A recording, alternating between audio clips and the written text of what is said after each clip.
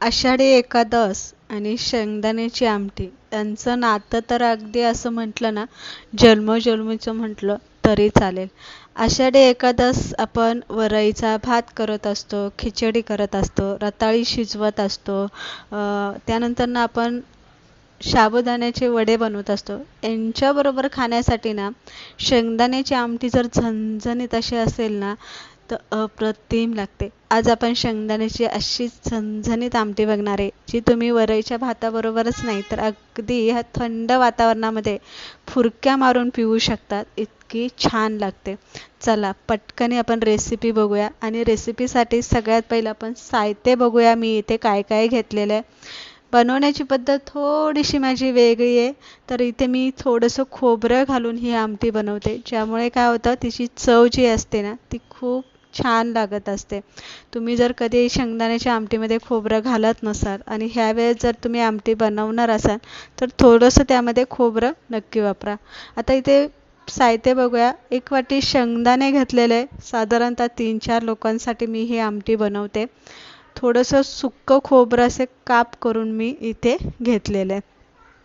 त्यानंतर थोडीशी कोथिंबीर घेतलेली आहे आणि कोथिंबीरच्या पाठीमागचे जे देठ असतात ते देठसुद्धा मी इथे घेतलेले आहे. मिरच्या मी इथे जरासा जास्त घेतलेल्या आहे, 2-4, कारण मला ही आमटी चांगली अशी झणझणीत बनवायची आहे. वरईच्या भाताबरोबर म्हणा, खिचडीबरोबर. रताळे उकडून घेणार असाल तर रताळेसुद्धा आमटीमध्ये घालून खातात, हे लक्षात घ्या.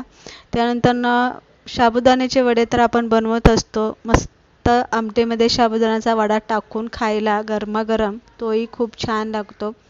तर इथे मी मिरच्या म्हणून मी थोड्याशा जास्त घेतलेल्या आहे. थोडंसं आलं, कढीपत्ता लागणार आहे आणि जिरे.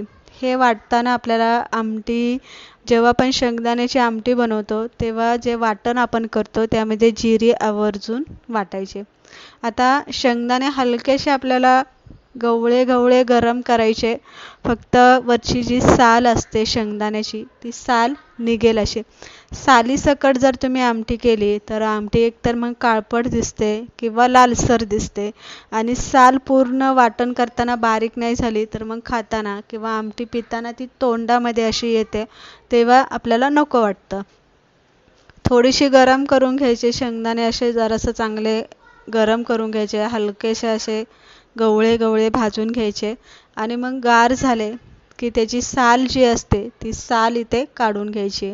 सहज निघते. आपण असे भाजले नाही तरी कडक असे ते गरम झाल्यामुळे याची जी साल आहे ना ती सगळी आपल्याला काढून घ्यायची.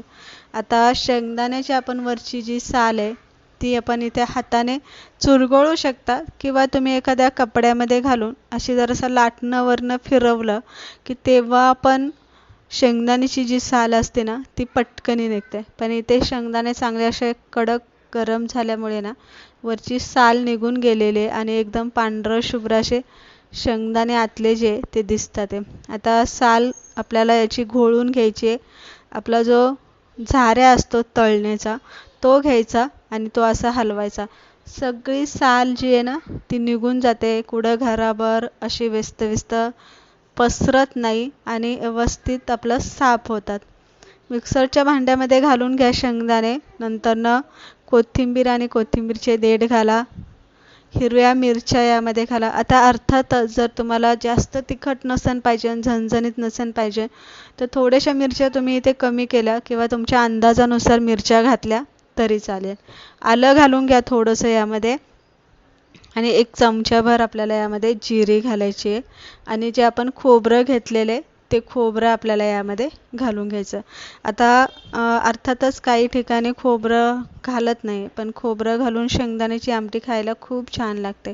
1 चमचा मीठ घालून घ्यायचं आणि पहिलं कोरडंच वाटून घ्या, म्हणजे काय होतं थोडंसं शेंगदाणे आणि खोबरं व्यवस्थित बारीक होतं आणि नंतर यामध्ये पाणी घालून आपण जशी चटणी वाटून घेतो तसं हे वाटून घ्यायचं इथे. आता हे वाटून घेतलेलं आहे, घट्ट आहे.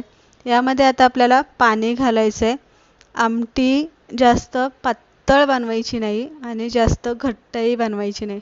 शेंगदाण्याची आमटी जास्त घट्ट बनवत नाही किंवा ती जास्त घट्ट अशी चांगली लागत नाही. मिडियम ठेवायची, जसं आपण वरण बनवतो तसं किंवा नेहमीचं आपण जसा रस्सा बनवतो तसंच तिचं पातळ असण्याचे प्रमाण इथे ठेवायचं. आता चांगला तडका देऊन घ्या. शेंगदाण्याचं तेल वापरा तडक्यासाठी. ते नसेल तर तूप असेल तर तूप वापरा. तेल इथे मी घालून घेतलेले आहे. त्यामध्ये थोडीशी जिरी घातलेली आहे. हिंग इथे आवर्जून घालायचा. शेंगदाण्याची आमटी बनवताना हिंग चालतो. हिंग, कढीपत्ता, जिरी, कोथिंबीर उपवासाला हे चालतं. हे घातलं तरी चालेल. तुमच्याकडे समजा नसेलच घालत तर नका घालू. कढीपत्ता घालून घ्या. तडका बनून झाला की शेंगदाण्याचं वाटण यामध्ये घालायचं आहे. थोडंसं मीठ मी अजून घातलेलं आहे आणि मग याला हलवून घ्यायचं आहे.